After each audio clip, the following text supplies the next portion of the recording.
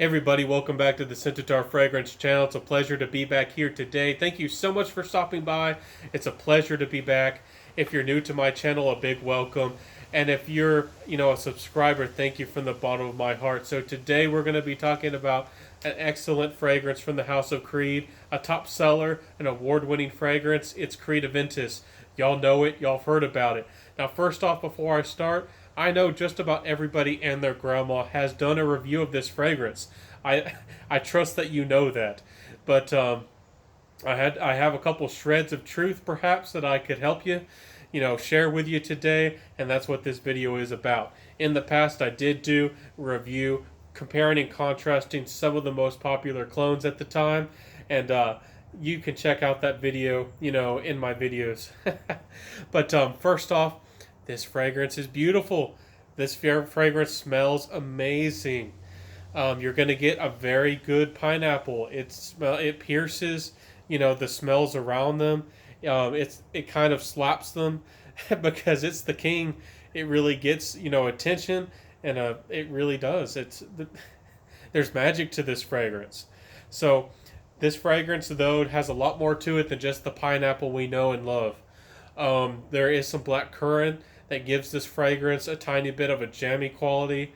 There's a tiny bit of apple that gives this fragrance a little bit of kind of a contrast, a different kind of facet to the pineapple, a little bit of crispness, a little bit of more sweetness to help that pineapple not to be as acidic as it could be. So in the dry down, you're getting a beautiful smoke. Now, it's a birch smoke, which has a unique smell. It's very well blended. And then, of course, we know the ambergris is there. It's really noticeable in the dry down when it becomes a skin scent, but it's helping this fragrance have a well-blended nature. And sometimes we forget to talk about the oak moss. Now, that is a green note. It can be in a lot of old fragrances, but it really helps this fragrance have a masculine quality, a masculine edge to this fragrance. And that's a really good thing. This fragrance really needed that pinch to help this fragrance seem like a classic, invigorating, but yet gentlemanly kind of fragrance. So that's the smell. I'm done praising this fragrance. Let's talk about the projection longevity. So a lot of us go Nosmic, there's no doubt about it. For myself, I go Nosmic really after 2 hours, after 4, I really can't smell it anymore. But it's still there, it's still kicking. It really is. I get compliments or get attention, after, perhaps the 8, even 9 hour mark. So I know that this fragrance can be a 9-hour fragrance. On some people's skin, it can be more or less. There are batch variations. But this fragrance really has a tendency, because of that piercing quality, to make my nose go blind. And that, be careful on the trigger. That's all I'm going to say. More is less sometimes. So you might not need a lot when wearing this kind of fragrance. Trust me, this fragrance is performing. You probably don't need more 4 or 5. That might be pushing it as it is. I know we love it. So let's jump and talk about the compliment factor. So this fragrance definitely has a masculine edge because of that oak moss. Especially if you have a smokier batch, I don't think it's going to be as mass appealing. If you have a batch after the 2016, it's definitely going to be more fruity. It's definitely going to be very mass appealing. So, and I mean, it really is mass appealing overall. We're just comparing and contrasting. Now, if you're a lot of guys, you wear fragrances to be attractive. A lot of ladies might think that this fragrance is too assertive, too masculine, but if you're approachable, if you're a good kind of guy, I think you can pull it off, even though, and I really think, and most ladies think, that this is an alpha type fragrance. Now, it's very confident, it's very masculine, it's a very good fragrance overall, and it does get compliments, and it has 20 or more flankers. I think that speaks to the success of this fragrance, that it gets compliments, that's really enjoyable to wear. So if that's something you're looking for in your collection, there's no doubt about it that this can get you compliments. just like Dior Sauvage, those kinds of fragrances. Now this fragrance with the price, um, that's where it gets iffy for a lot of us. If you get a good price at Fragrance Net or discounters like that, you can pay 250 to 300 or so. Full retails of probably closer to four if you want to, the original bottles, and especially if you go exploring, desirable older batches. This fragrance gets really expensive really fast.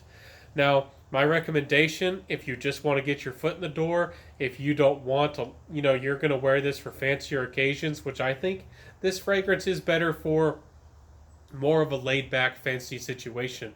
Maybe you're wearing a suit, but you're not wearing the tie. But you can get a 30 ml decant out there for close to $50. There's some decanters that are really good, reputable people, and will treat you right. So that might be a good way to go. Anyways, this fragrance is spectacular. It has done a really good job. Amazing things in the fragrance community. I hope that this video helped you to understand this fragrance, but I will have to say in the end, this is the thing one of the shreds of truth I wanted to share, that this fragrance isn't as original or as special as it once was. Yes, it's niche. Yes, it's expensive, but so many people buy it, so many people love it, so many people talk about it, that this fragrance isn't as unique as it once was. So trust me, if this fragrance is selling in a small, in the South at a mall, in a more rural area, and people are special ordering this, so people know about it, people want it, and people are going to be familiar with the smell in a bigger city. So if you're looking to make a really special first impression, go on a first date. I don't think it's at the point of Acqua di Gio or Dior Sauvage, but you could smell like the ex wearing this fragrance. And I'm not knocking this. It's an amazing fragrance. I think that it just doesn't have the special factor anymore because it's so popular. So I still recommend it, no doubt about it. With the price being a factor, this is a really good fragrance. I do really like Pineapple Vintage Intense, and I need to try Emperor, but I think if I had to give a rating, this would be an 8 out of 10. And now that's just coming from a niche head. I really like complexity. I feel like the newer batches really don't have the complexity as much as I want them to. And again, there's just so many really good clones out there. It kind of hurts this fragrance. So let me know what you're thinking. Let me know if I gave this fragrance a fair score, if it really needs a better score. Let me know if you like this fragrance, if you enjoy this fragrance. It's a fantastic one, really, and we all know it, and we probably have it in our collection. So let me know what you're thinking. Let me know what you think about it in the comments below. Let's get that conversation started. And if you stuck around to the end, please like, comment, subscribe, hit that notification bell, even share the video. So thank y'all again so much for being here today. Thank y'all so much for watching. And Creed Aventus is still going to keep rocking on. So I'll see y'all next time. This has been the Scented Our Fragrance channel, and bye.